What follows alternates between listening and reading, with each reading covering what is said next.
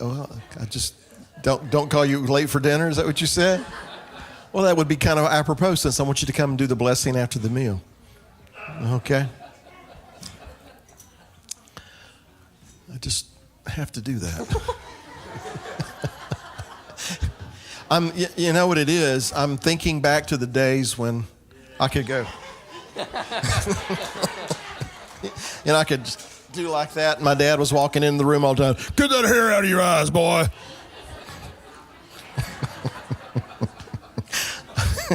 All righty.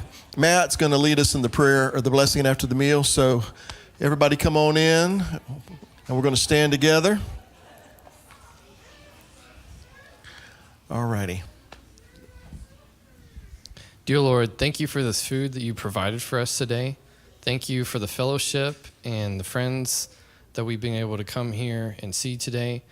Thank you for all the blessings that you have given us and the blessings that you keep providing for us continually and for answering our prayers. I just ask you to bless this congregation and everyone in it, and bless the family of the Clouds and everyone else. And thank you for all the food, the wonderful food that was provided today, and help that to be a nourishment to our bodies. In Yeshua's name, amen. Amen. Thank you, sir. Appreciate that. Thank you. All right. All righty. Brandon, where are you? Okay. Are you ready? Are you good? All right, so, All right, Abby's going to take him back? Okay. All right. So, Quiver, you're dismissed. Follow Abby over. Are you downtown Abby or uptown Abby? Just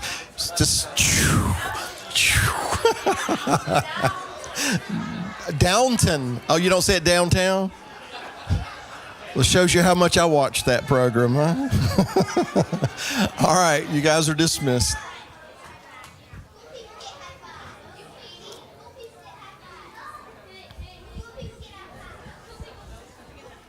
Come on.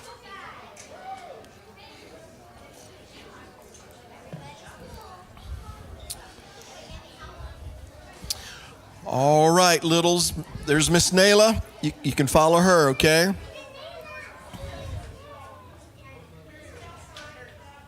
Say again. I can't hear her. 5 and up, yes. 5 till what, 19? No. If you're at least 5, up to 10 or 11, something like that, you can go with Miss Nayla, all right? There's a lot of them today, Nayla. All right, y'all have a good time. All right, we want to do a couple of quick announcements. And actually, I want Beth to come and make those announcements. I only had one. Well, go for it. Okay. I'm sure you'll think of something else. Yeah, that one's loaded. We have the ladies' luncheon this Monday at noon here. So I did send it out in the email, and Marlene is saying that a lot of people are saying they haven't heard about it. Read your email. And if you didn't get an email, talk to Marlene. Raise your hand for us, Marlene. Oh, come on, raise your hand. They didn't see that. Yeah, there we go. Anyway, can they still email you? Okay, it's Bob and Marlene Davis at gmail.com. Okay, got it right. So it's not too late to come. We are going to have some of the older Quiver girls babysit for us. We are just going to have a good time. We're going to have a wonderful testimony, and I think that you should be there. So this is for ladies ages 20 and up, because 19 and down, we have something for them. So we want to just break it right there, 20 and up. Ladies, come join us. We're going to have a good time. It'll be just a minimal cost, and right here at Jacob's Tent. All right. That was all. Okay. Sorry. She was crying a while ago. Not Beth, the baby. I need to be a little more clear about these things. Because she was sleepy, and I was thinking, I'm sleepy. If I cry, can I get a nap? So no.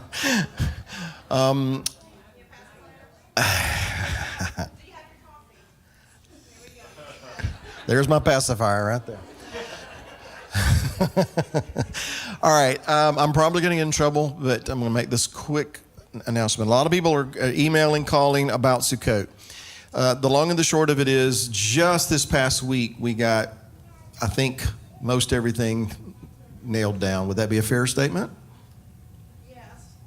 Don will not ask permission to open that can, did he? No, I didn't ask permission, but there's a lot of people asking. I was just going to tell them that we are just at the place where we can start getting some things in line, was Right. all.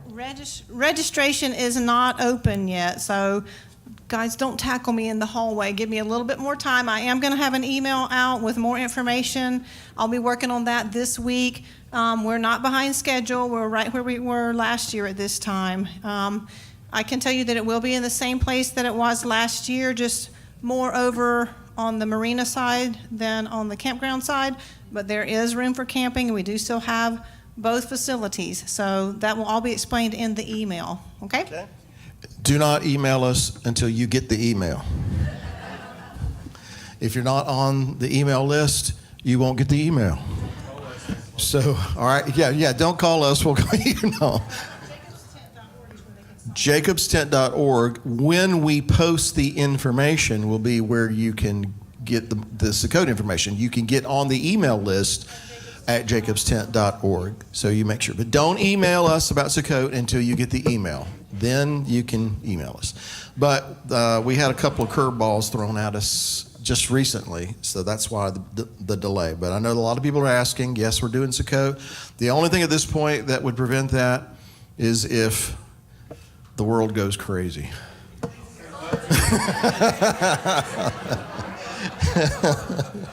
All right, and then lastly, this Tuesday night into Wednesday is Rosh Chodesh. Since we're already going to be here on Wednesday anyway, we're going to do our Rosh Chodesh service on Wednesday, so we'll just do like we always do. We'll have a meal, we'll come in here, and we'll have a Rosh Chodesh service because it'll still be daylight outside. So just all those things, wanted to go ahead and get that out there. All right. So we have some visitors with us today. We always have new people joining us online. This is the time of the day that we just kind of open it up for people to ask questions, make observations and comments, things that they felt like was impressed upon them about this week's Torah portion. We do want to try to start out being topical, trying to stay with things that we've discussed, and then as we move through that and nobody wants to talk about that anymore, then we'll discuss where Cain got his wife and all those interesting things. But no, that was a joke, right? All right. So, besides, I've already told you. All right. But anyway, does anyone have something they'd like to lead off with and share? Dawn, did I see your hand go up there? No cans to open? You were in the nursery. Oh, well, that was important. Oh. Well, you missed 4 of the 5 great mysteries in the universe. I really hate that. All right. Robert, can I hand you this microphone, brother?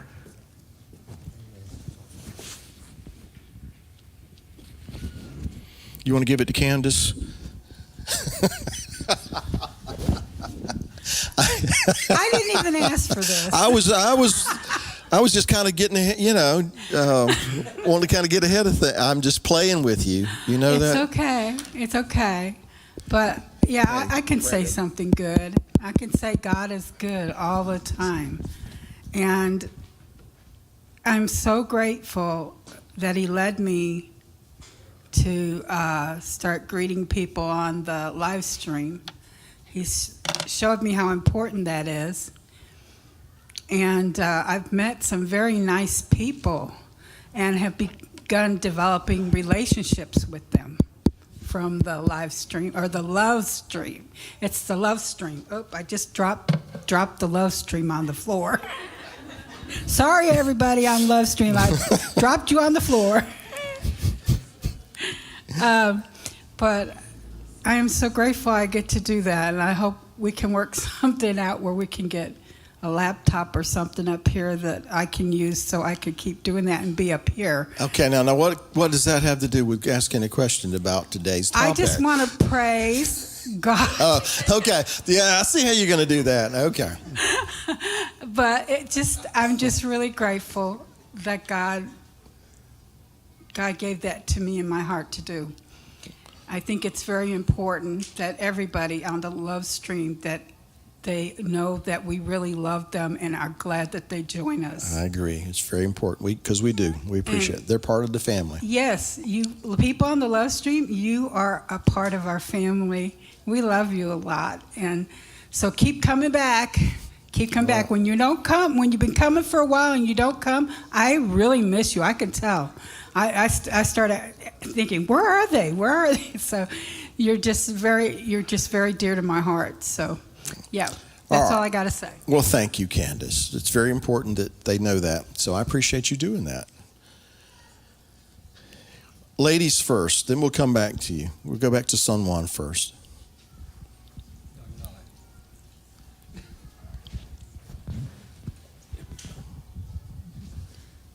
I have question. I hope I have answer. You will. Years ago, I went to church. It's not really I was going to stay there at church, but they give it away. Everybody want to yearly pay for the some building fund. I signed for $2,000 for the year. Then somehow I quit that. I didn't go back that church anymore. Then that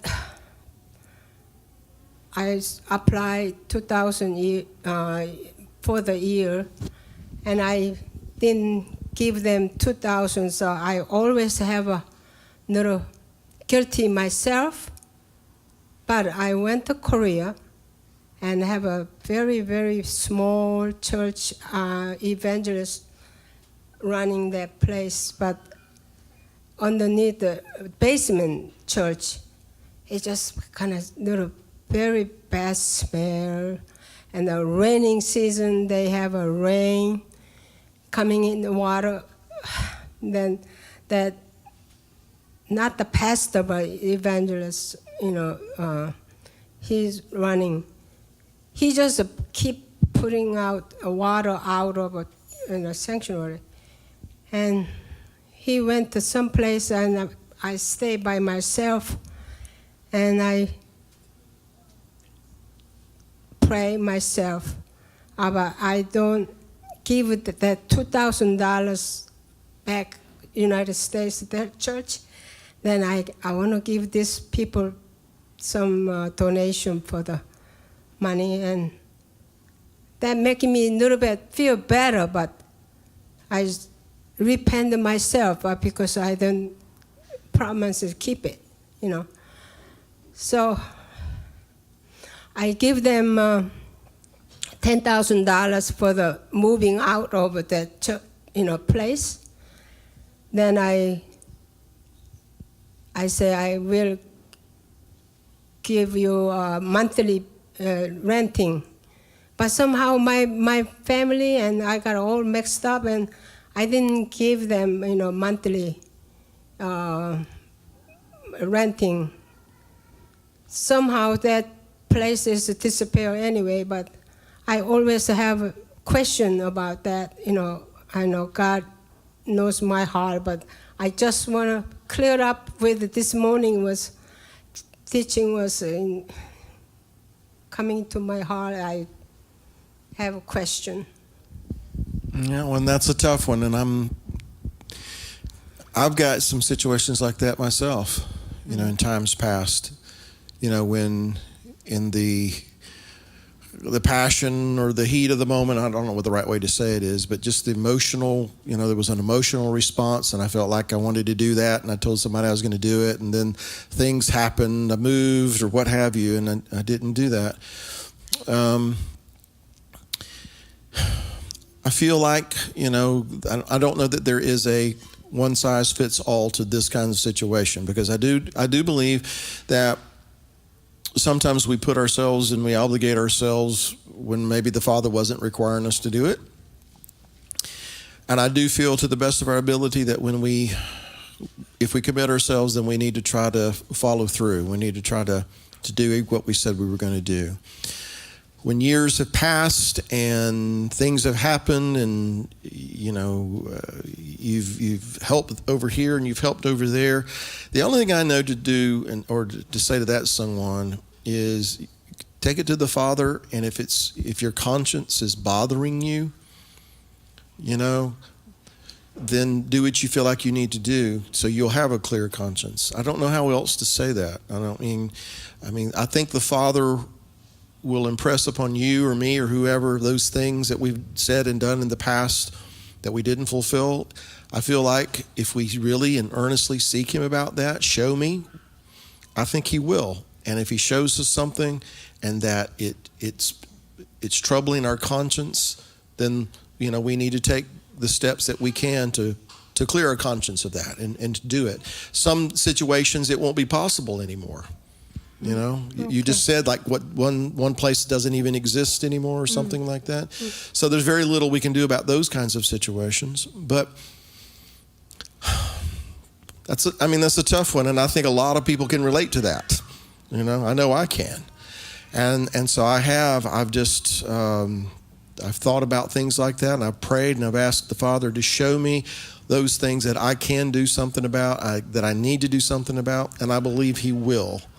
And He has a way of speaking to us and prodding us to do the right thing. And I trust He will with you as well. Actually, I repent in all this, what you're saying. I forget about all this.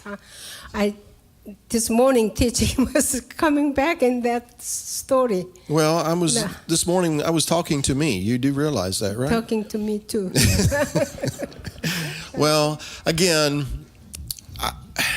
I don't want to sound like, just some flippant answer to your question. I don't know how to definitively answer other than talk to the Father about it, and let Him. He brings back to my mind those things that matter, the things that I have forgotten about, and He reminds me of, you need to do this, or you need to make that right, And sometimes it has nothing to do with, giving to a particular ministry, what have you. Sometimes it's about something I said in passing to a person and I never really followed up on it, those kinds of things. So I'm just going to trust that for all of us, that He'll bring to mind, if we're truly earnestly wanting to please Him in every way, He will bring to mind, He will put in our path those things that we need to address. And as He does, then we need to do everything that we can to make matters right. So I hope that helps some. All right. Who's next? Aaron was next.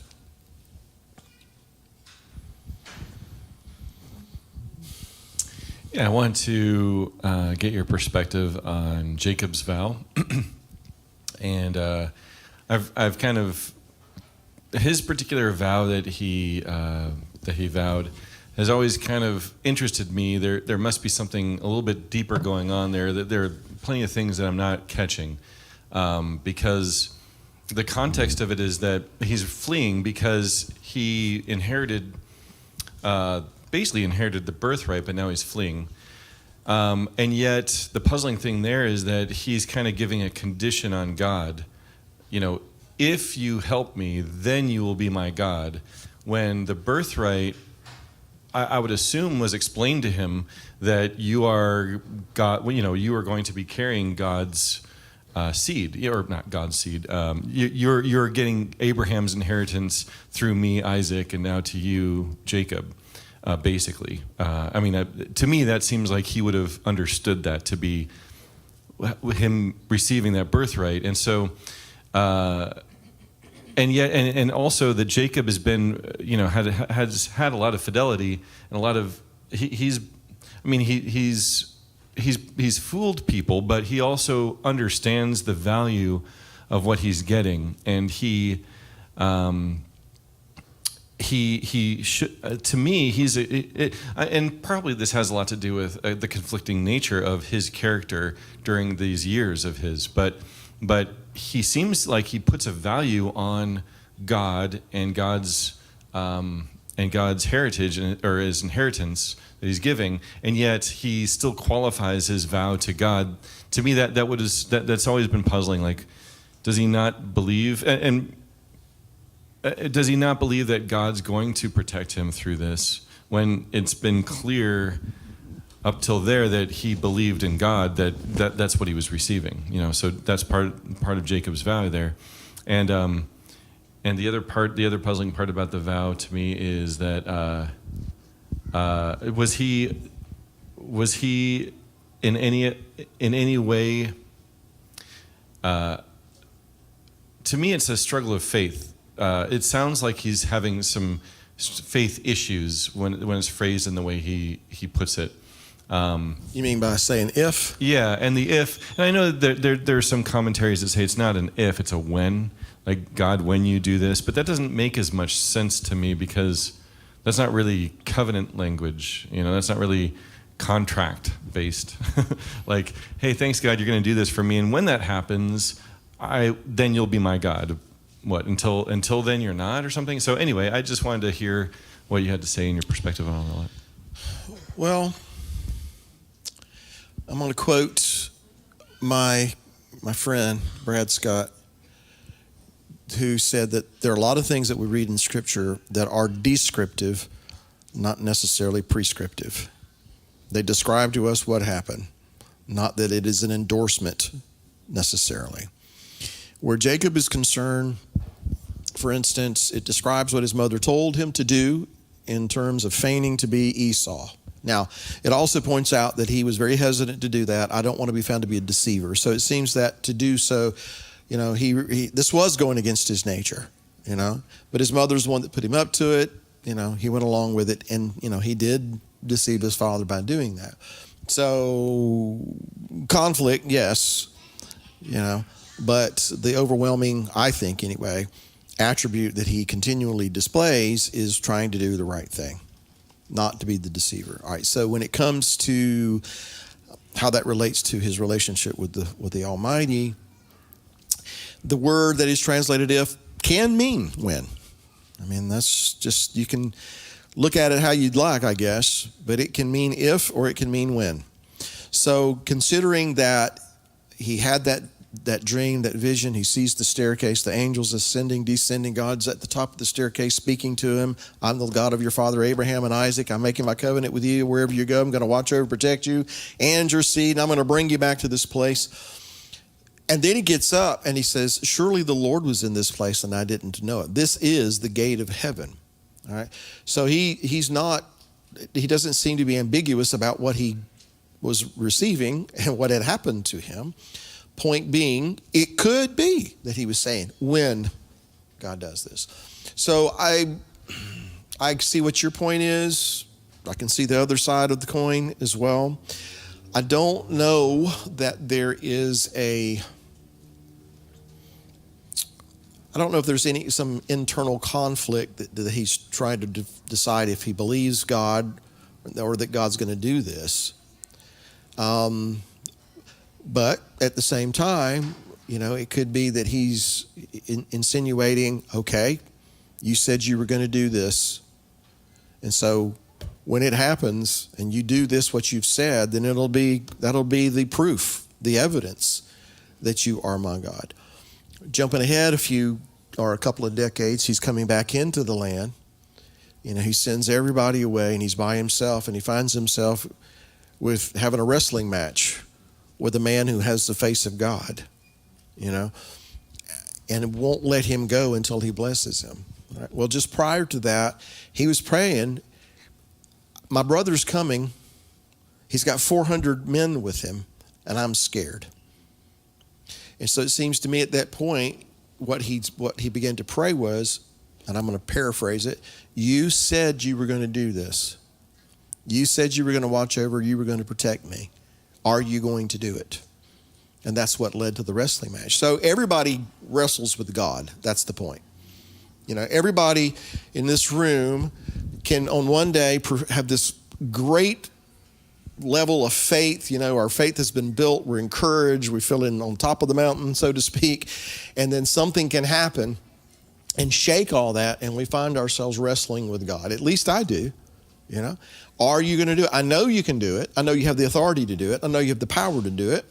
I even know you have the will to do it for them.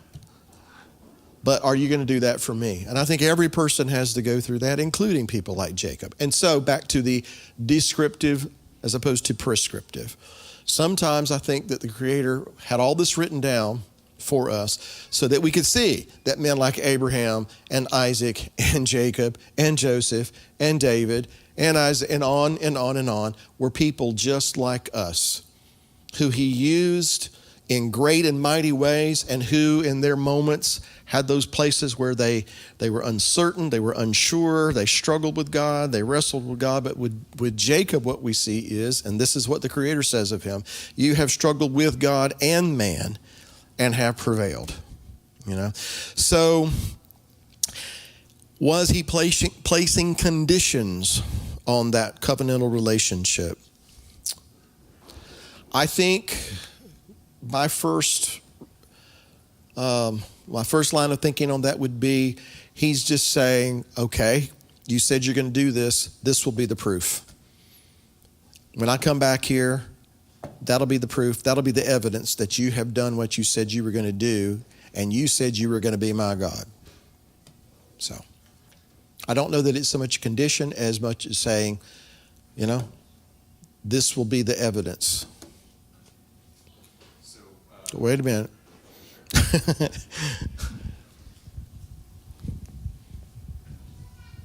So kind of the thinking I have is, does Jacob view God as his God prior to, during, and shortly after, like between the years that he was with Laban, those years, does he still view God as his God, totally covenanted? Or during that time, it's kind of like, well, looks like so far so good, you know, we'll see, you know, or is it pretty much a secure thing in his mind, in his heart, or in his mind and in his relationship, but his heart still needs strengthening or something like that? All right, let me read this to you. Genesis 31.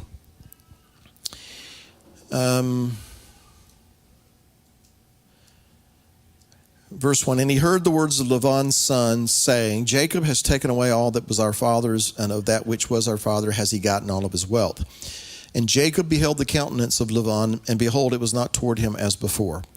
And the Lord said unto Jacob, return into the land of your fathers and to your kindred, and I will be with you. And Jacob sent and called Rachel and Leah to the field unto his flock, and said unto them, I see your father's countenance, that it is not toward me as before time, but the God of my father has been with me. So that to me says, I know he's with me. You know, and he's the one that gave him the dream about the grizzled and the striped goats and all those kinds of things. And they, you know, so he acknowledges that the Almighty is with him. I don't think that he's uncertain about that, you know.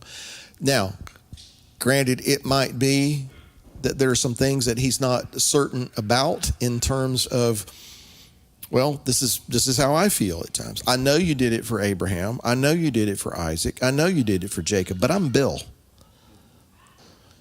I know who I am. I know what I've done. I know what I'm capable of. Will you do those things for me?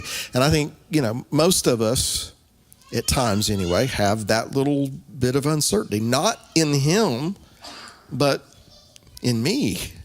And, you know, does that make sense? Yeah. So I don't think there's any doubt in Jacob's mind that God was with him. I don't think there's any doubt that he was God. If there's doubts, maybe it's how are you going to do the same things for me that you've done for my father Abraham and for my father Isaac? So, and again, I think that's what the struggle and the wrestling match was all about, personally. And I think that's why God had it recorded for us, so that we could take heart that we're not the first to struggle with that. Who was next? Anyone? Over here? No, we want you on the microphone. You have to be on there for posterity. That's the rule. Everybody who's watching wants to hear what you have to say. Well, I used to be in radio, so my wife says my voice projects anyway. But I know this has come up before about Jacob, and it seems to me that you look at Abraham. Abraham didn't go through a progression of his relationship with God, really. You look at Isaac. We don't know much about Isaac's relationship. Not much is said, but it just seems like with Jacob, it was a progression in his relationship. And for whatever reason, God saw fit to bring out all of these struggles, we might say, that Jacob had with God. You know, he literally struggled with him, wrestled with him, and so forth. And I've heard before, and there's been other comments I've made about this, that Jacob possibly was a deal maker. He was one to try to make a deal. You know, he may have been the Donald Trump of his time. I don't know. You know, he was a deal maker. I don't know. It says he was a temperate man. Yeah, not completely like Donald.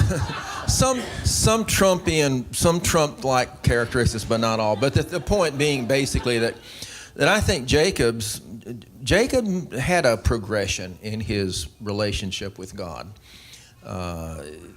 He didn't spring full blown at age 21 or 25 or whatever. Maybe with the same relationship that Abraham and that Isaac had. And it took him a while.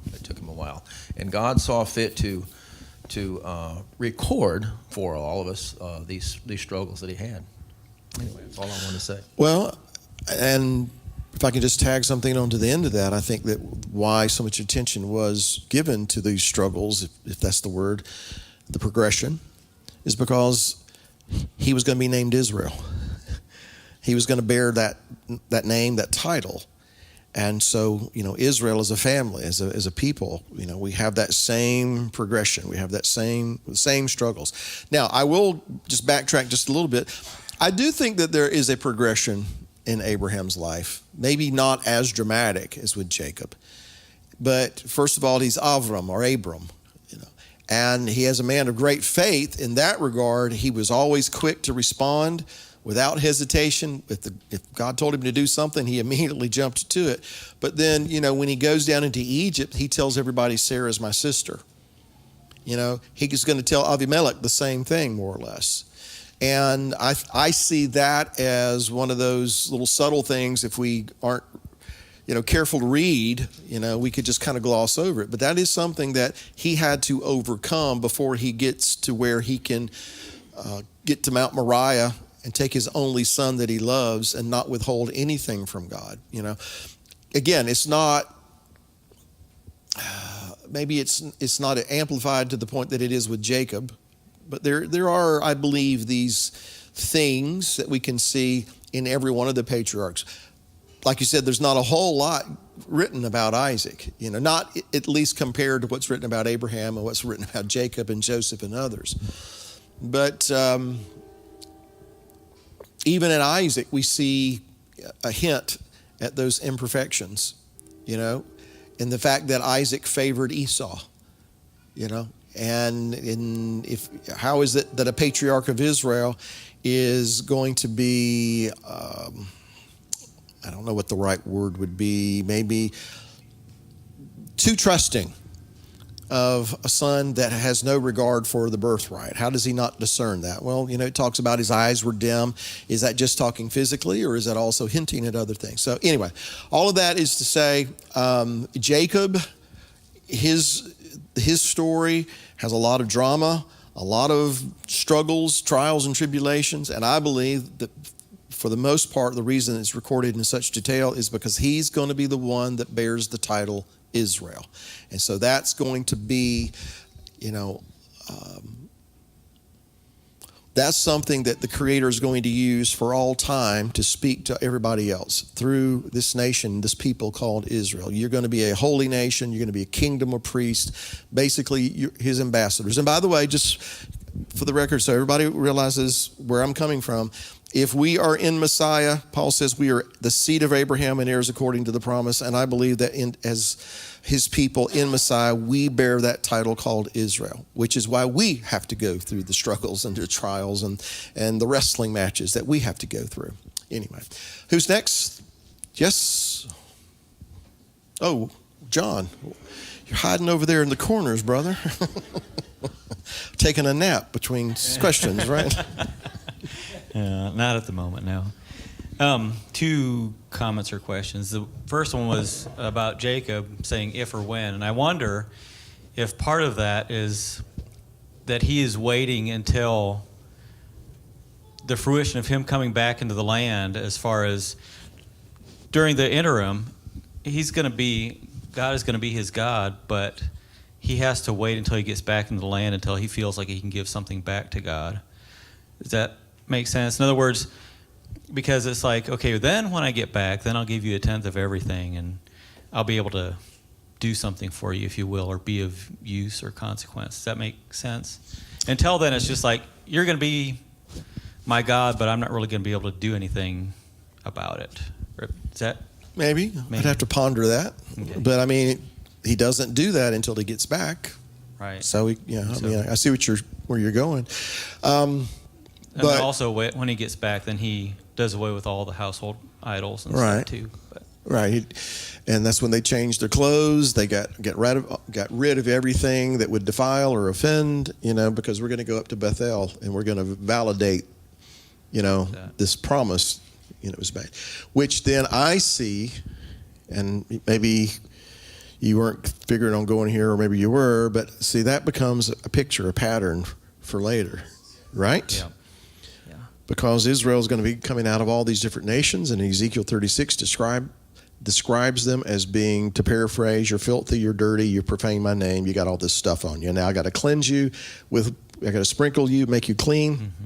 I got to put a new heart within you. I'm going to put my spirit within you to cause you to walk in my statutes and observe my judgments and do them when you're coming into the land, when you're coming back from the nations, and you're going to come back into the land. So Jacob's already kind of established, the pattern, so to speak. And then in Ezekiel, when he's talking about that, and this is also found in other places describing more or less the same events, he says, and then you shall know that I am the Lord. Yeah. Which has always impressed me as meaning, you won't just know about me as your God.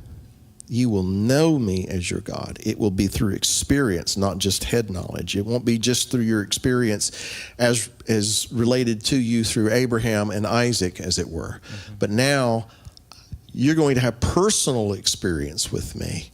And I'm going to demonstrate to you on a personal level that I am with you. I was with you. And I'm the one that brought you back into the land. So that could factor into it as well. And then back to the giving a tenth of everything. It might just be a validation of you've brought me through all of this, and so in recognition of that, this is what I'm giving back to you. I hadn't thought about that, but I'll ponder that. Okay. And the other thing is going back to when they fought the Midianites. And I found it interesting that Phineas was the one, or Pincus, which is funner to say, was the one that was basically leading the children of Israel into war. And he was the one that showed zeal for God and took care of business. But yet, he leads them out into the war, and they defeat the Midianites, but yet they leave all the women and children alive. And then they get back to camp, and Moses is like, what's up with that? These are all the women that seduced you into the, incident at Baal Peor. And so I find it interesting that even though he's the one leading them, and he's the one that has showed zeal on behalf of God, yet at the same time, he's the one allowing them to bring all these women back into camp as spoils of war. So, Yeah, that is interesting. What were you going to say? it was just an observation of, I don't know. Didn't notice that. I guess for me, I tend to think, here you did this great thing and you were commended by God, but yet you turn right around and are seemingly blind in the same kind of scenario. But Can I respond to that? you sure can. That's why I made the comment. Okay, good. Matthew chapter 16. Here is my response to that. See if you can follow my thinking. Verse 13, when Yeshua came into the coast of Caesarea Philippi, he asked his disciples, saying, who do men say that I, the Son of Man, am? And they said, some say that you are John the Baptist, some Elijah, and others Jeremiah or one of the prophets. And he said unto them, but who do you say that I am? And Simon Peter answered and said, you are the Mashiach and the Son of the living God. And Yeshua answered and said unto him, blessed are you, Shimon Bar-Yonah, for flesh and blood is not revealed it unto you, but my Father which is in heaven. And I also say unto you that you are Peter, and upon this rock I will build my church, and the gates of hell shall not prevail against it. And I will give unto you the keys of the kingdom of heaven, and whatsoever you shall bind on earth shall be bound in heaven, and whatsoever you shall loose on earth shall be loosed. Then he charged the disciples that they should tell no man that he was Yeshua the Messiah. But let's keep reading. And from that time forth began Yeshua to show unto his disciples how that he must go into Jerusalem and suffer many things of the elders and chief priests and scribes and be killed and be raised again the third day. Then Peter took him and began to rebuke him, saying, be it far from you, Lord, this shall not be unto you. But he turned and said unto Peter, get behind me, Satan. Thou art an offense unto me, for you savor not the things that be of God, but those that be of men. Do you get my answer? I do, yes. And would that we would always hear the voice of the Holy Spirit and not look with the eyes of our flesh at things. Right. Does everybody understand my response? Okay. Yeah. So it happens. Yes, it does. And that's aggravating. That's the understatement of the year there, John. And yeah, for myself, that concerns me because, there's more than just me riding on the decisions that I make, There's family and friends and acquaintances and people I never met are going to be impacted by the choices that I make. And should I take my eyes off the Lord and follow after my own flesh, even for a brief minute? The consequences are not good. Which is why my prayer every day is, please, Father, don't let me screw this up. I know that some people might think that's a little bit crude, but that is my prayer, Yeah. Anyway, so who's next? Let's go back here to Walt. And then we'll come over here. Okay. I have to take a little rabbit trail. What you said today about vows and the importance of them. I didn't realize that I took a vow in 1985. It was a time my career was over with, and I was searching. I was out of the military. Everything was going well. And I started reading the Bible. And I started reading, it was open to Leviticus. And most times it was Leviticus 23. It's about the holy days. And shouldn't we be doing this? I never went to church. After my parents died, I was on my own. We lived with an aunt. Had an uncle who was a fireman, just like your dad. And he was a good man. We became very good friends, and I always honored him, respected him. And I started searching, and I found a place that was doing the holy days and the Sabbath. And I looked at it. I never looked at it when I made the commitment as a vow. But it was. Because the minister who was leading was Dale Schroeder and his wife, Mona Schroeder. They were loving and caring people. We got talking on the holy days and the importance of them. So I started to look at, how am I going to do this? Well, I had a part-time job. I had no problem getting off. And so that was solved. I always knew it was a Sabbath. I remember my mother saying that. And when I was in church, I guess I was 11 or 12, I was at a Lutheran church, and we had to remember the commandments. And in my mind, I said, I don't care what commandment they asked me to say, it's going to be remember the Sabbath to keep it holy. And I don't know if they said that was, give me number 4 or number 7. I just don't. That was what I was going to feed them. Remember the Sabbath to keep it holy. Now here I am, 44 years old or so, looking at doing the holy days. And as Will would describe it, my wife was pagan.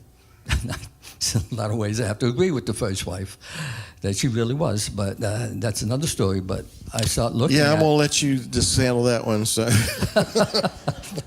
I start looking at and doing the Sabbath and holy days. I was baptized in 85 into the body of Messiah.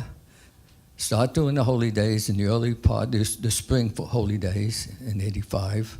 Going to the feast the same year and seeing God's work. But there was something that was missing, and it was having a headquarters rule over you and tell you what you can believe and what you can't believe. And remarks would be made many times, never by Dale or his wife, that the blinds are leaving the blinds. Or if you asked a certain minister a question or they heard you talking, they would walk by you and think nothing of saying, well, somebody would ask a question, it's the blind leading the blind, talk to me later. You know, and you get a little bit run down with that. As the walk continued, and where do I go when they fell apart? We had over 140,000 people that were keeping the Sabbath, the holy days. No one was left behind. The widows always had a place to go. And we put them up in hotels. We eating out on the high days, eating out on Sabbath, and we thought nothing of it, when the commandment is quite clear on how to keep the Sabbath. And we did it until it was about 1985. We were in Melbourne, Florida. We were attending at a Messianic Yehuda assembly. And we learned a lot from them, the names, and we learned their door was open. But the Jewish people was higher than we were. We were just, Gentiles trying to become a Jew. And we walked in this, and this walk is not easy. It's not easy. I never thought about leaving it or walking away from it. Walk away from assemblies. We know about that, don't we, Bill? And we see so much that is going on in this world. And this walk is at the hardest it's been for me. I couldn't find a better place in fellowship than here. It doesn't make the walk any easier. It's very difficult. And I guess the point I'm trying to get at is when I realized it was a vow is when you spoke today. It was a commitment that I made to God, but it wasn't put in the form of a vow, but it was. And it's a hard walk. but it's the only one that's worthwhile. Yes. Yeah. I'll leave it at that. Yeah, it's the only one that's worthwhile. Right over here.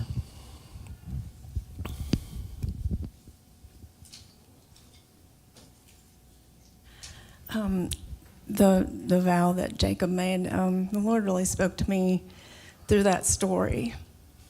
And it was a time when I was going through a struggle of having kids blame me that I'd done things wrong as a parent. I'd messed up and I'd ruined their lives and various things like that. And I thought about Jacob, as I was reading that passage not long after that happened. I thought, here's Jacob, whose mother set up this whole scenario to the point that Jacob was running for his life because he followed the advice of his mother. So I'm thinking, well, I haven't done that yet.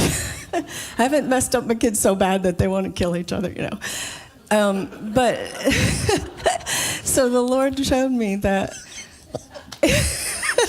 I'm not laughing at you. But what you said reminded me of something. And anyway, go ahead.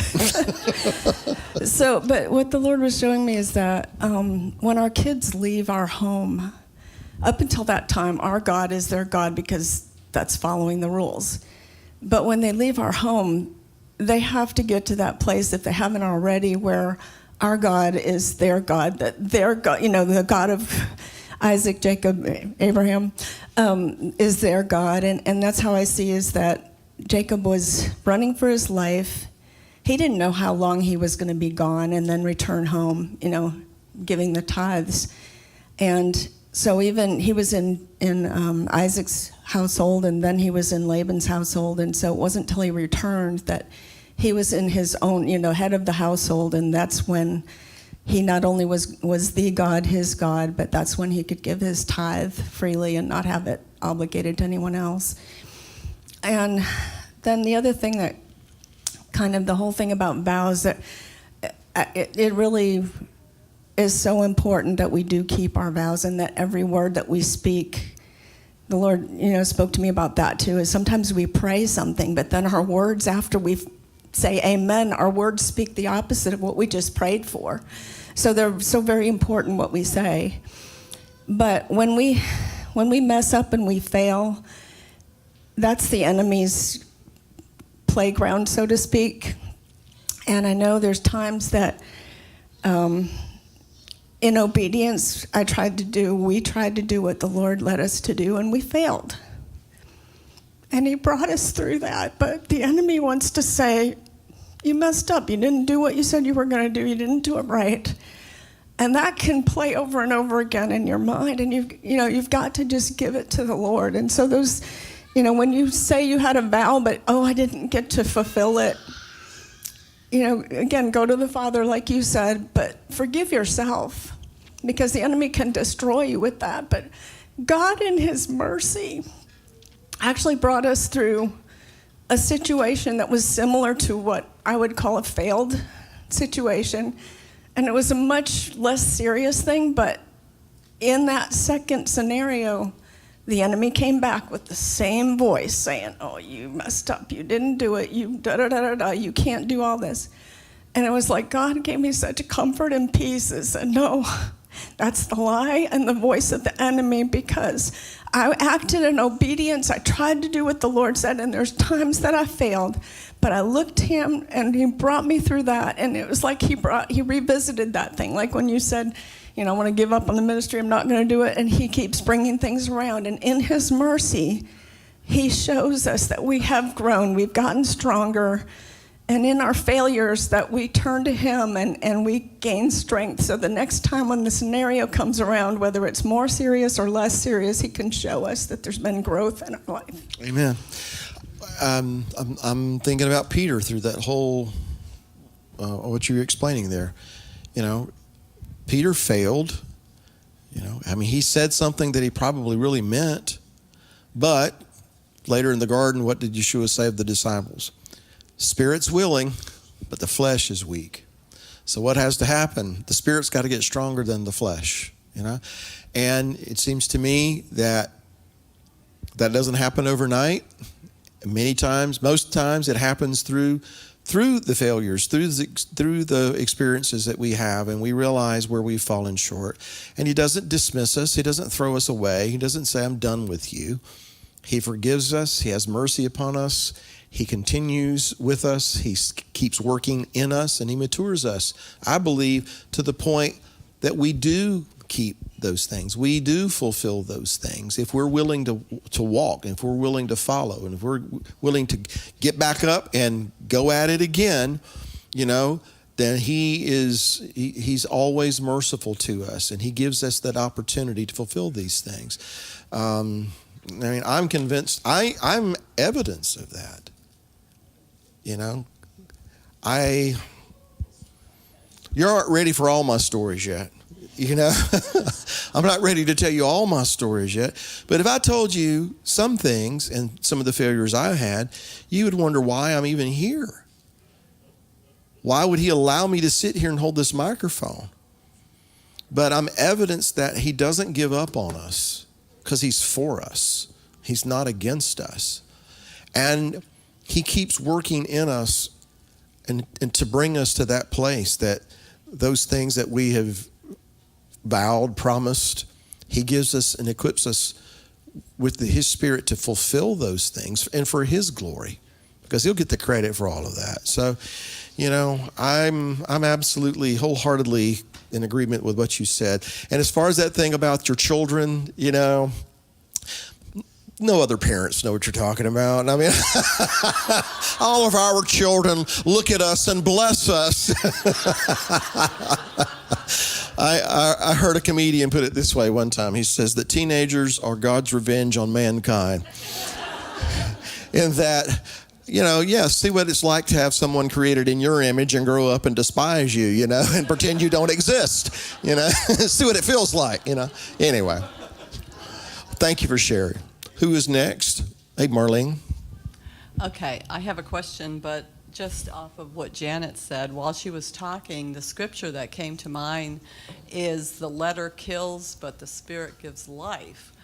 And I'm thinking, what is the Torah for? It's for conviction. It's for shining the flashlight on yourself. And but the letter, if you follow the letter of the law without the spirit, it will kill and it will destroy you. But if you have the spirit, it gives life. Yeah. I mean, that's just something that just came to me while she was talking. Anyways, my question is, in Numbers 30, verse 15, where it's talking about the vows, and it says about the husband, but if he does make them void after he has heard them, then he shall bear the guilt.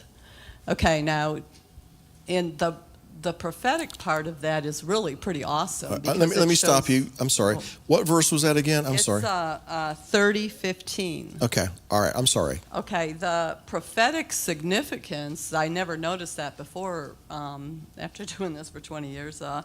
That's a picture of Messiah, and he shall bear the guilt. But what did that look like before Messiah? Like, what does it mean that he shall bear the guilt if he does make the wife's vows void? All right, let me read this.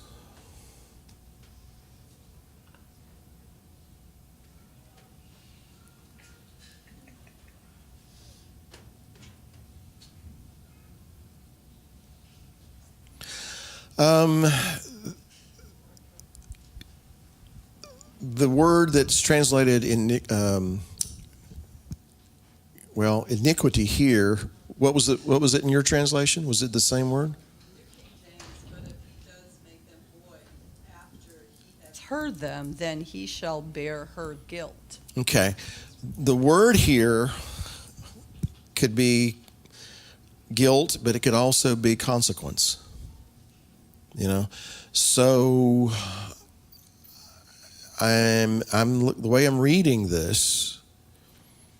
All right, totally not nearly as consequential as some things could be. All right, so last week or week before, Beth was praying, "Oh, Father, give us patience," and I stepped in and said, "Nope, we're not going to pray that prayer." All right, and I'm kind of kidding around a little bit, but not all together, I kind of stepped in and said, no, that's not what we're going to pray, all right? So let's say I had just stepped back and not said anything, and then the Father answers the prayer, all right? Okay?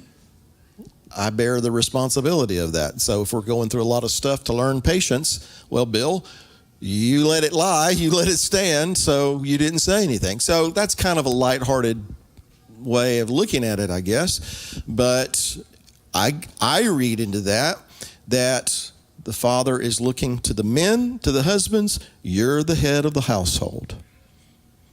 And so if something is a vow or an oath is going to be made by somebody else in your household, and you hear it, and you don't step in and either, and override it or, what have you, then that stands. Whatever happens out of that, whatever the consequence of that, whatever the price to pay because of that, it's on you. It's, you're responsible. That's what I read into this. And so if he steps in and he says, okay, she does something and he makes it void, Okay, then he's taking that position. No, I'm going to make that void. Well, if there is a consequence of that, he's the one that has to deal with that. Now, that's how I read it, you know. I guess going back to the letter and the spirit issue is it's saying, men, be responsible for your households. Be the one who is responsible for your household. That does not mean to be the Lord of the manor. That's not what I mean, but it is, everybody function in their purpose. And, if somebody, a wife, a child takes it upon themselves to commit your household to something and you let it stand, that's the way it's going to be. But you are responsible. You're the one that needs to be bearing the responsibility of all this, good and bad. That's the spirit of the thing that I'm reading here. Anyone else? Yes, Joanna. Joanna. Yes. Oh, Okay. This is quite a treat. On Yom Kippur, in the synagogue, they have the prayer to cancel all vows. Is that valid? Is that what? Valid? Valid?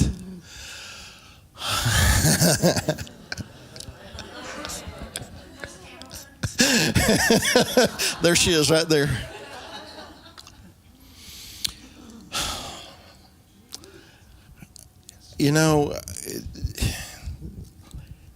I really haven't thought about that until you just now brought it up. I made a vow to my wife. And there are allowances given for me to cancel that vow. Right? But what is that cancellation called? Divorce. Right? And why was that given according to the words of the Messiah? Because of the hardness of your heart. So I guess, Joanna, there are things that if you're not going to fulfill, and you're going to back out of it. Divorce is an example of a vow that, can be nullified. If you're going to do it, here's a certain way to do it, but that's not what God wanted. It's because of the hardness of your heart that he allowed for such things. So when it comes to Yom Kippur and they pray for the cancellation of all vows, it's been a long time since I've been in a Kol Nidre service, to hear those things. And I'd have to go back and read that list of things that they pray to see maybe there's something there just beyond that. But I think that anytime we'd want to try to cancel a vow, that's what I think of. I think of the hardness of your heart. That's why God makes allowances for such things. Now, if you and I come to a decision, you and I made had some kind of contract that we agreed to, and circumstances changed, and we both saw a mutual benefit, in canceling something like that, I think that's, I think that's reasonable, okay? If I made a vow with somebody else and I just decided to pray to cancel that vow and they're not even aware of it, that's not really right, is it? So I guess what I'm trying to say is there's probably exceptions for every rule, but every time we make an exception, it starts looking at what's the intent of your heart. That would be the overriding issue for me. What is the motivation and the provocation to cancel all vows? Now, let me add a little footnote to that. In Isaiah, I think it's in Isaiah 28, somewhere in there, the Creator is speaking to Israel, and he says, you have made a covenant with death, but I'm not going to let it stand. So there is that issue when his people, going back to what she just brought up. So if Israel, who is betrothed to the Almighty, makes a covenant with death, then it is his responsibility to do what? To step in and say, no, I'm not going to let that stand. It's null and void, So there is that, issue, I guess you'd say, of cancellation cancellation of vows. I'd really, you got my interest piqued here. I really would like to go back and read the Kol Nidre service to see what that's all about. It's been a long time, so I hope I'm not speaking out of turn there. But excellent question. Yes, who was next? Yes, Reuben. I have 3 points. One. And a poem? Yes. Oh, no go ahead. I'm poems. saying. Joke. No, I got you. Okay. One, to the point about the husband, I remember the teaching on the Ezer Kenegdo. You need to be careful when you go canceling your partner and manager's vows. You need to be held accountable for that because her job is that manager surrounding covenant. So absolutely. To the point about Pinchas, and it is fun to say, that was a hard thing he was given to do. He led that charge, yes. And I thought about that also, and I thought, you know what? I need to bring this before the Father because these children, I can't do this. These women that were not part of that harlotry, I can't do this. I need to bring this to a higher authority and let him do this. I can't do it. I'll bring it before y'all and let him make that judgment. That was my point on that. And Beth's prayer at the end of your service, Father, help us to remember those vows that we've been lazy toward or that we've forgotten. And you said, Yeshua gave Peter the opportunity, remember when Yeshua resurrected, he said,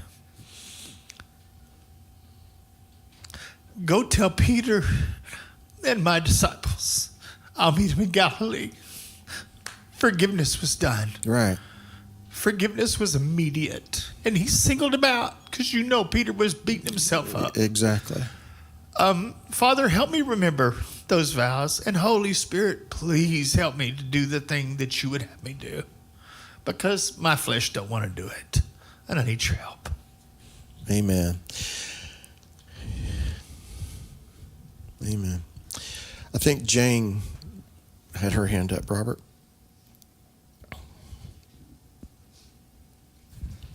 Thank you, sis. Okay.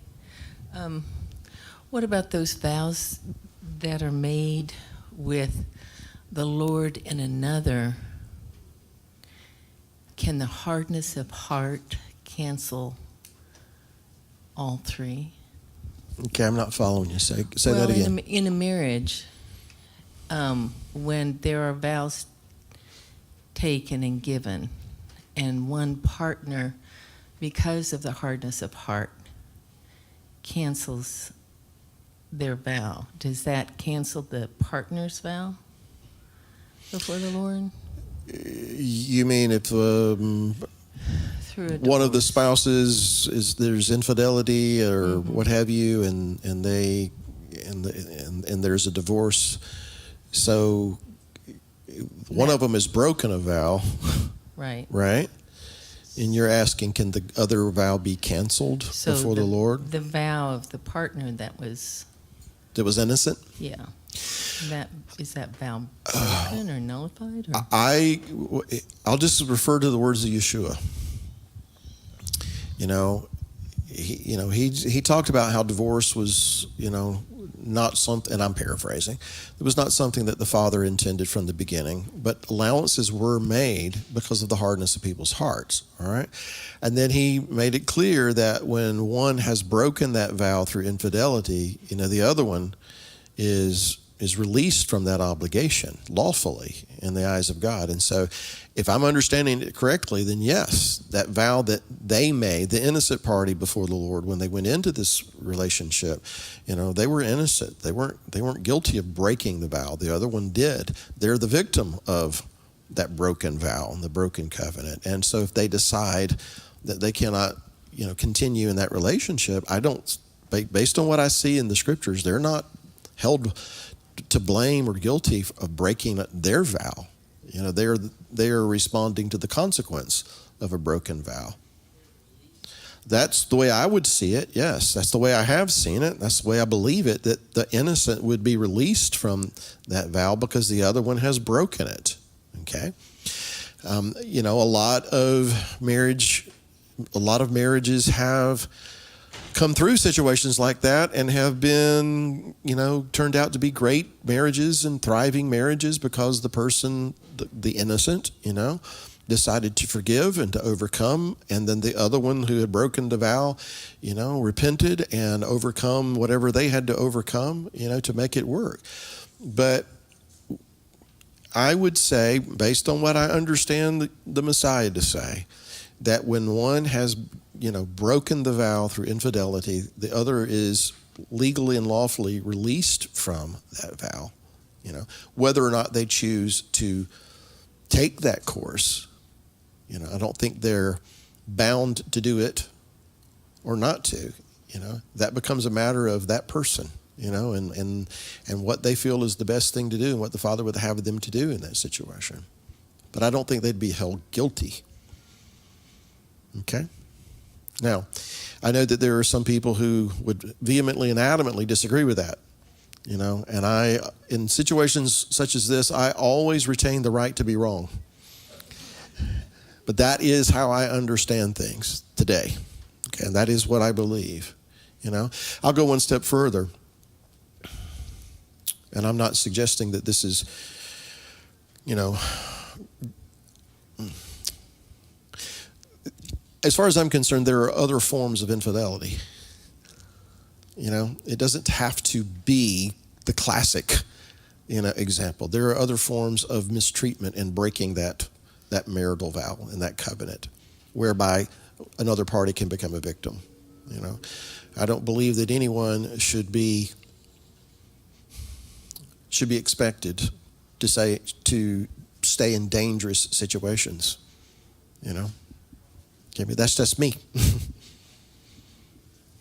So when someone breaks a vow, and this is going back to what John brought up, whether it's, you know, in marriage or whatever, when someone breaks a vow, it's not just them. It has the potential to have far-reaching ramifications. You know, one of the reasons that I believe that the Father holds teachers and pastors to such a high standard is because their missteps is not just going to potentially harm their lives and not just their families, but it's going to have detrimental impact on a lot of people.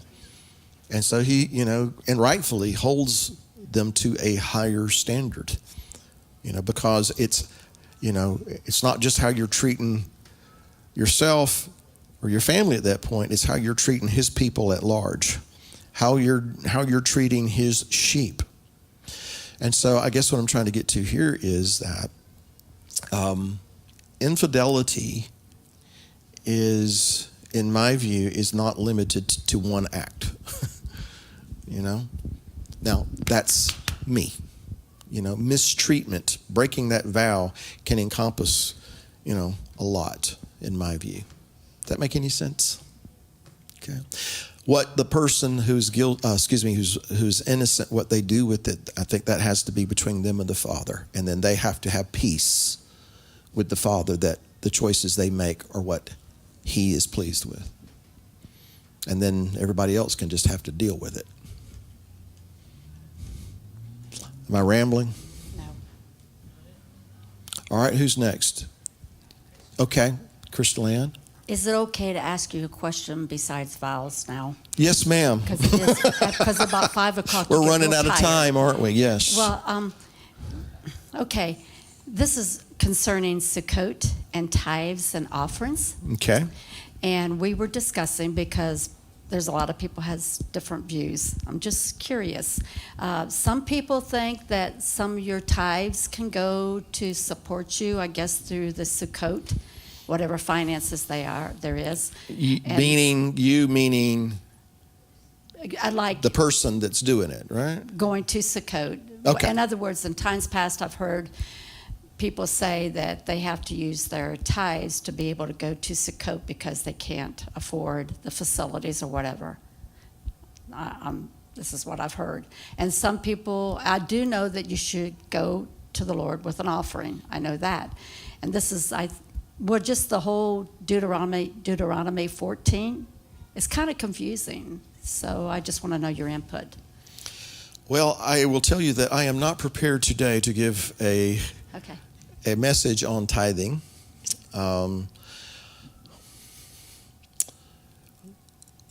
As far as the issue you brought up about Sukkot, well, the third tithe, my mind went blank. Second tithe, is given for that reason, so that you can do that. But there's these other tithes, the first tithe and all these other issues. So I'm gonna be honest with you. I have chosen not to address this until, how do I want to put this?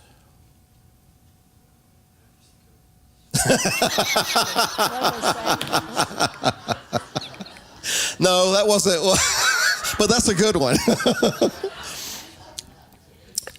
Let me just say that I'm trying to work some of these things out in my heart too, as it relates to a congregation. Sure. We don't live in an agricultural society, first of all. That doesn't, I don't think, exempt us from, following the patterns and all. But to be honest with you, I'm still trying to kind of work some of that out in my own heart as to how we practically, faithfully, follow these things in a congregational setting. So if you have noticed, I've always said if you have an offering, right? And there's a reason I chose my words very carefully, because I am still at a place that before I say, okay, we need to talk about tithes and we need to, begin to implement these things, then I need to have it settled in my heart what that looks like in a congregational setting. That being said, I know that there are people who give their tithes into this congregation, and we, that's great, that's wonderful. But I guess what I'm trying to say, Crystal Ann, is that I'm still kind of working some of those details out in my heart. I believe in the principle. I believe in following the pattern,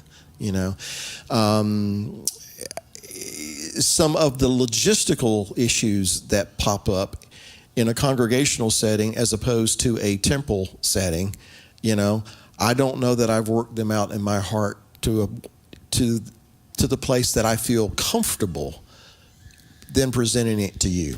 I hope I'm not talking in circles. I'm trying to share my heart and be as honest as I know how to be. And so I've kind of, at this point, I'm content that every person, you've got a Bible, you can read it, and the Father can speak to you, and the Father can tell you what you need to do based on what His Word says. There will come a time that, we'll address this as a congregation, and we'll begin to, try to implement these things the best we know how as far as the pattern. As it relates to Sukkot, somebody's mad. So you brought up the word tithe, and look at what happened. No, I'm just playing. Well, I was just mainly, I get what you're saying, but I was just mainly thinking about the Sukkot part of it, and the offerings. There is a allowance for a tithe that would go to going up to keep the feast of Sukkot, and so that is part of what the Creator instituted. As far as the years that you pay this tithe and the years that you pay that tithe, and how do you implement that into a congregational setting? I don't know. I'm trying to work that out. Now, Robert and I were talking a little bit about this some time back, and he shared with me how, he and his family approached that. And, maybe, he can shed a little more insight on that and give you his perspective on that. I know what I would do as an individual, but to sit here as, you know, the leader of the congregation and tell you this is how you need to do it, I'm still trying to work that out, you know? You understand what I'm trying to say? I mean, I know what the scripture says, but it was a different scenario. And I'm trying to figure out how do we make that work in our scenario? Maybe some folks have gotten it figured out and they can give me some insight. But, you know, I'm just being honest. Okay, that's not the answer you were looking for, I realize. You just want me to tell you what to do. I just wondered what you thought about that. Actually, I think it's kind of confusing. Well, some of it can be. Let's just go there and read it. Okay. Is that Deuteronomy 14? I think so.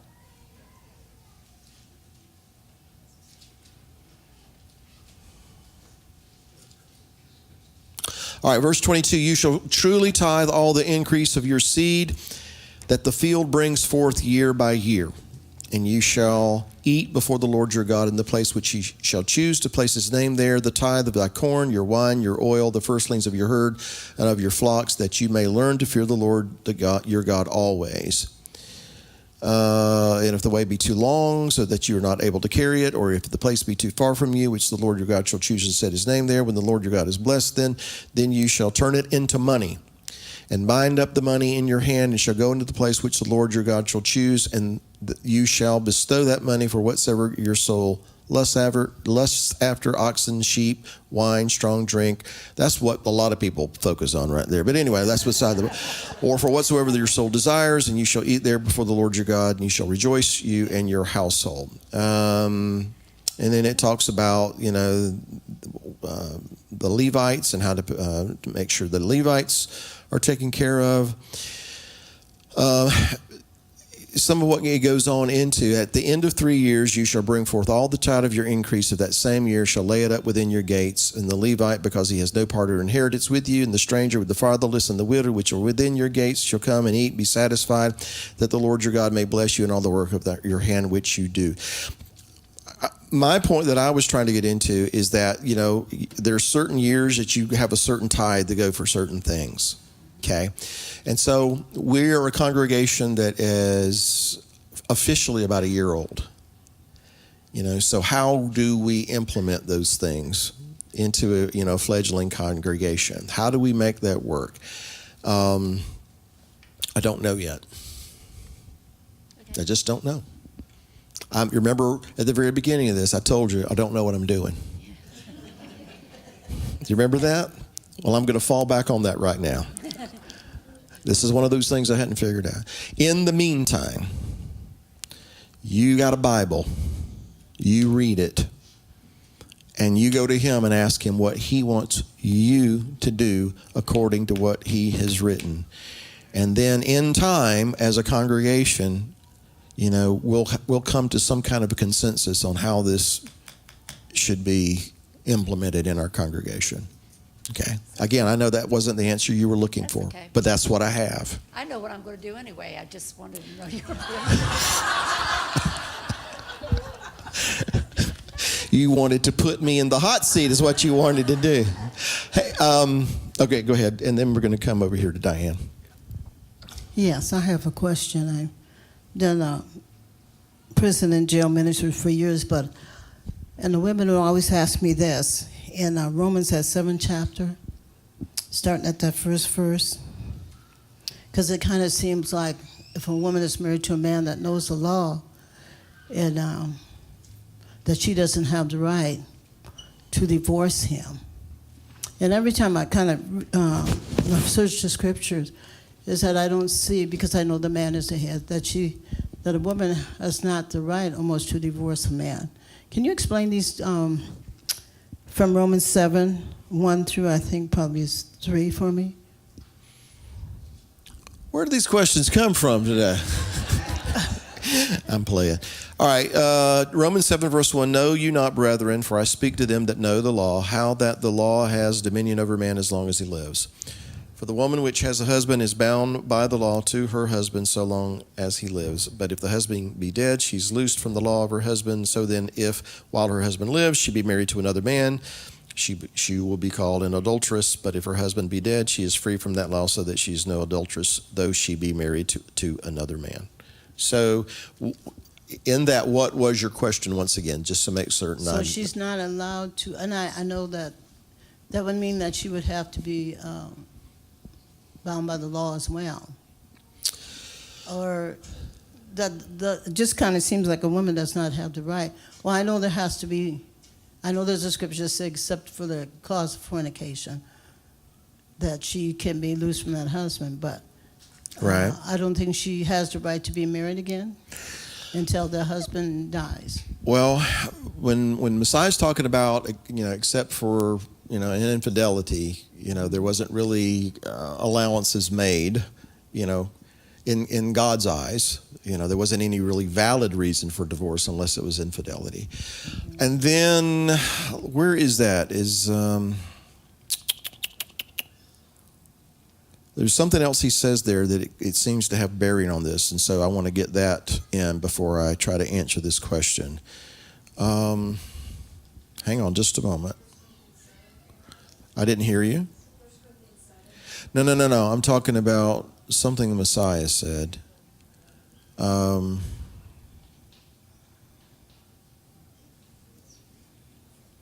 with me just a minute here.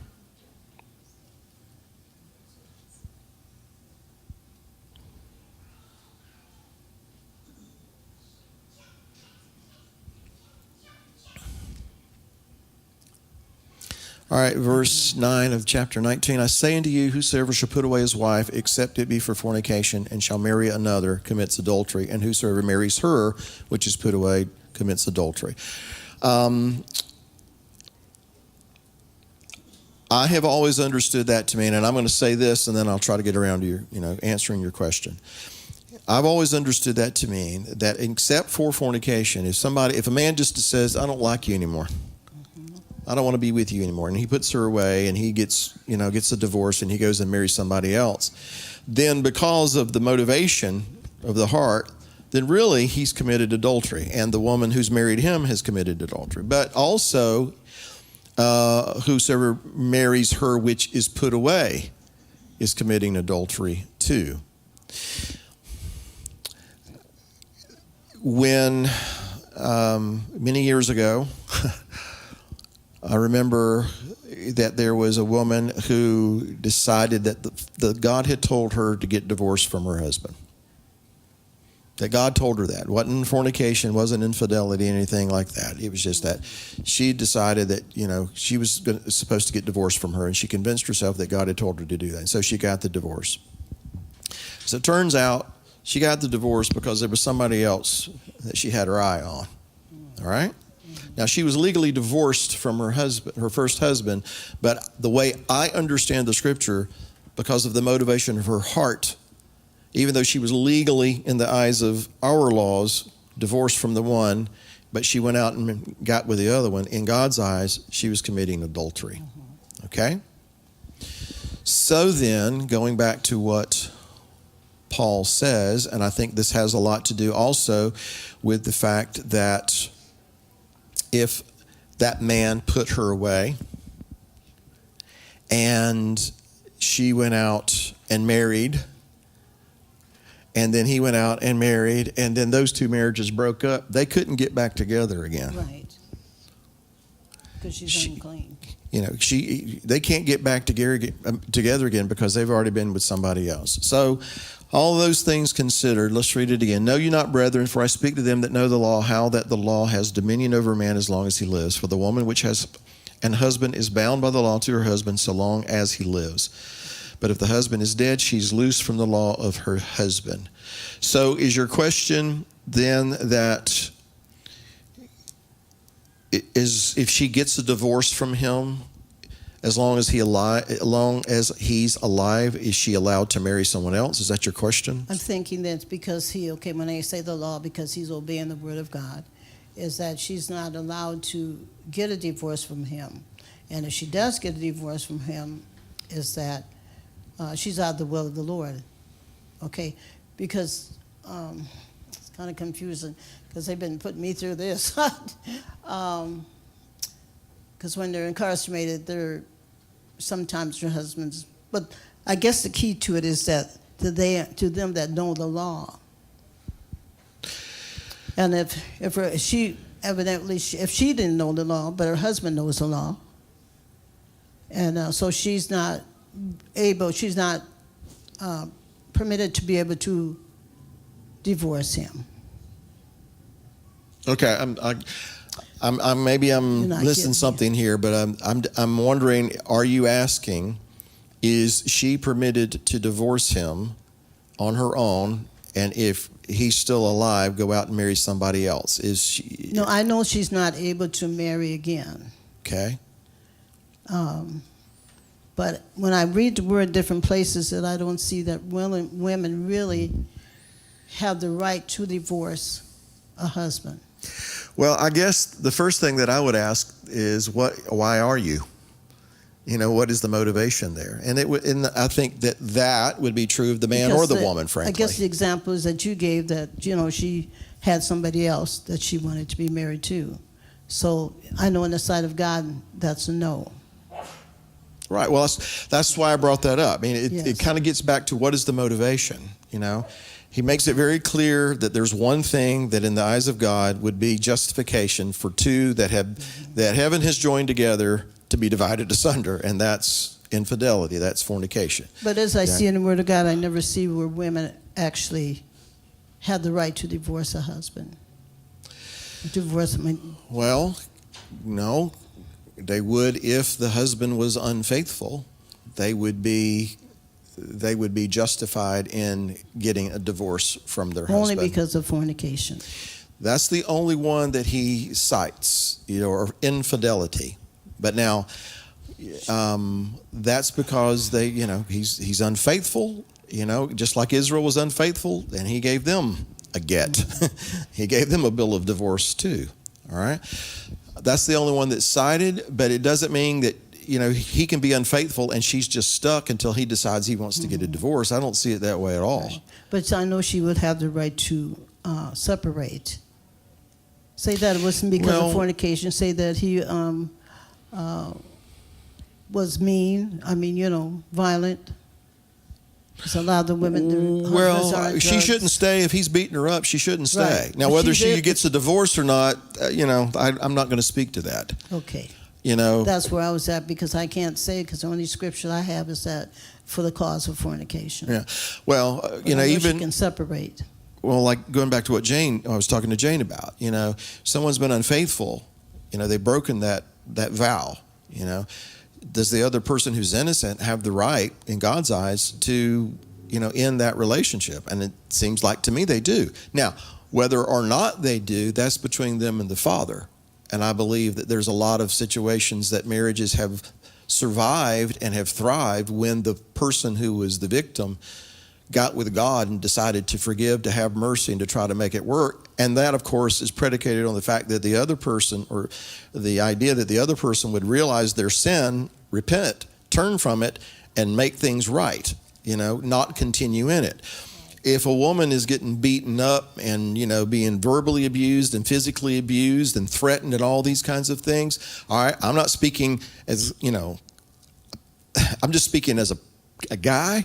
There's no reason that a woman should stay there and put herself in, or keep herself in, a dangerous situation, or her children. I don't believe they should do that. Whether she gets a divorce or not, I won't speak to, because that's between her and him.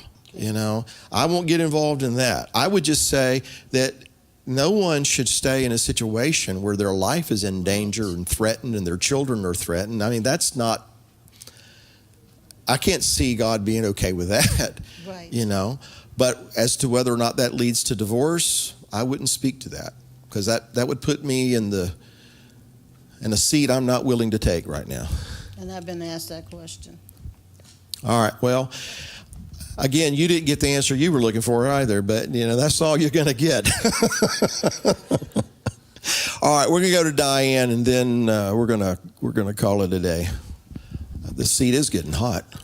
Oh, Back to that Kol Nidre service. Yeah. I just Googled it. You know, okay. my Jewish, because I love history, and myjewishlearning.com. It talks about the Kol Nidre is a special legal formula.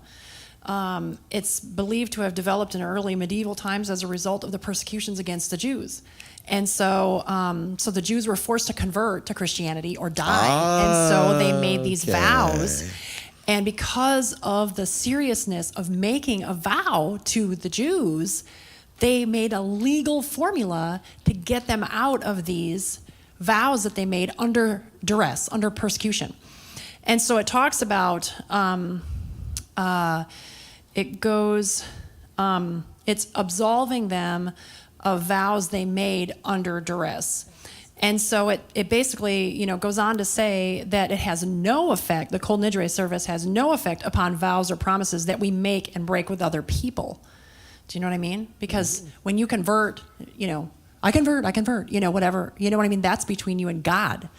And so, but it says it has no effect on the vows or promises we make and break with other people. They still remain valid. And if broken, forgiveness and absolution must be sought from the people affected. And so, anyway, it just gives this little history in here, and I love history, and I just thought I wanted to read it. Well, that's very interesting. It says, the Talmud says, Yom Kippur does not forgive transgressions between a man and his fellow unless he seeks forgiveness from him directly. Okay. Well, so basically, then this whole thing about being absolved from these vows sprung out of the Middle Ages, when they were being threatened with death unless they converted to Christianity, more or less. And so they would speak these vows to convert, but then they wanted to get back in the synagogue, and they had to figure out a way to get back. Okay. Here's the only thing I know to say to that. Does anybody believe persecution's coming? Yep. Do you believe there would come a day when somebody might threaten you unless you say what they want you to say? Then we need to get prepared, don't we? We need to get ready, because with all due respect, I don't want to be someone who says what they have to say, just to avoid death, and then go back and say, okay, but I didn't really mean it, and pray a prayer in synagogue to get absolution. I understand and I appreciate the history of that, and a lot of people were, killed, tortured, in the name of Christ, which is a tragedy. But at the same time, I don't want to be a person that, they overcame him by the blood of the Lamb, the word of their testimony, and they loved not their lives even unto death. That's the person that I want to be. Well, Yeshua raised the bar. That's You know right. what I mean, at least that's my opinion. I mean, the more you read him, the more you see that it wasn't just the letter, it was the spirit. What's the spirit behind it? And he raised the bar. We have to live at a higher standard. So there's all these services and things that, supposedly can get you out of this stuff, but in actuality, if you're really living by the Spirit, you're gonna. Well, I'm gonna open the can here. That sounds just a hop, skip, and a jump from going to the priest to making confession. Bingo. Anyway, boy, did I say that out loud? Hand the microphone to Robert. Robert, say what? Yeah, Robert, there was something you were going to say just a moment ago. Okay. Regarding the divorce issue, the passage from Romans that you were reading, it doesn't actually use the word divorce. It's more the word, like it's talking about, and you use the phrase putting away. So in that case, they've separated, but there hasn't been a divorce. And this is why this stuff starts. I think this is where stuff starts. And I've worked in the prisons too. So that's why I'm thinking that's where they start trying to find these things. They're like, I'm coming under the law now because I know it says in here she can't do anything while I'm under the law. No, that's not actually what it says. It says she can't just walk away and start going with whoever she wants to because you want to follow the law. She needs to be following the law as well. Everyone. There's one Torah for everyone. Right. And it doesn't matter if you believe it or not. It's still the one Torah for everyone. And I think these, like you said, though, this is one of those things that's like a probably multi-part series of teachings to touch on all these little nuances. But even as our Messiah said, when they brought up the issue of divorce and started going through the rules, he said, no, Moshe gave those to you because of your hardness of heart. I'm telling you, there's only one reason that it would even be considered acceptable. And that's not preferred, it's acceptable. And so, yeah, there's a whole lot that goes into that. But I think a lot of times there definitely has to be a word study done on, there's a difference in that word of a divorce versus just putting somebody away. Yeah, because that is a common practice. Right. But I'm saying, for her to request the divorce is not prevented because of him being in Torah. Because if he's in Torah, he would not be committing adultery, which means he would not be. So, that there's a whole different piece that's underlying there that we don't know about. It's kind of like asking a question, or hearing an answer to a question you didn't hear. Or hearing the answer to a question you didn't ask. Right. Yeah. So. Yeah. But the other one I just wanted to touch on real briefly. Yeah, go ahead. John mentioned way back about tithing. And he's like, but what do you do when, you're not, I guess, holding on to it, and when do you give it, and who do you give it to? Because of my travels, I've often been in places where I believe in tithing. I don't raise crops. Sometimes I do raise crops, and it kind of threw my leadership off because I would actually our family would bring baskets to service and give it to the staff, and they're like, "What's this for?" It's the first fruits. And they're like, "What?" We don't do that anymore. So I was like, "That's okay. Give it away. I don't care." But it's a personal conviction to do that, not necessarily. But we're not in an agricultural society, so most people aren't doing that. A lot of times I don't do that. Because I'm in a place right now, I'm renting. I can't grow anything out there. I can't plant stuff in that yard. I probably wouldn't trust what grew there if I did plant it in the yard, because everything gets thrown out there. So it's like, but what I was saying is that what my point was, as I was traveling, I can't always do that when I was traveling. And so that was held until I got back to a place where I felt this is where the Father's working. And this is a place we're going to connect with and we're going to participate with. This is where we're going to do this, because that's my obligation to Him. It has nothing to do with who the leadership is, whose building it belongs to. That's my obligation to Him. And if I see Him working, that's where I want to present that tithe, because it's presented to Him and for His purposes, and to make sure His message is getting promoted. So when I'm places where that's not my home, I don't give that to them. I might give an offering, but that piece in my mind that I've signaled out as a tithe, which means tenth, and there's 3 of them, I won't go out. That's a whole nother, like you said, that's a whole nother teaching. Right. And so you get into all that stuff, but when we look at it, and at some point, you'll end up hitting on it. But when we look at that, it sounds very hard to do. But when I did financial counseling in the military and send people to financial counselors because they need to figure out how to get their bills under control and stuff, when you go to a consumer credit counseling agency or something like that, they all have a formula, and most of them pretty much line up with, you have 70% of your income that's used for other stuff. You should have 30% that's not being used for any of that. Well, it's amazing that kind of lines up with that whole concept, because that 30% is supposed to be over here, not being used for whatever else you're doing today. And so I just want to throw those couple of things out there, but it's because there were some questions online that were kind of going at too, like, how do you annul a vow? What if you're vow was made and now you want to go back, but how do you go back to say, you know, I know I violated this vow, the person might not be there. Somewhere in 1952 or something like right, that. Yeah. Yeah. Can't do it. Well, there's a lot of, I think everybody would have questions like that. And that's why I said to Sungwon, you know, the only way I know how to answer that is, you know, seek the Father's face. I think he is pretty good about when he wants me to work on something. He has a way of getting his point across.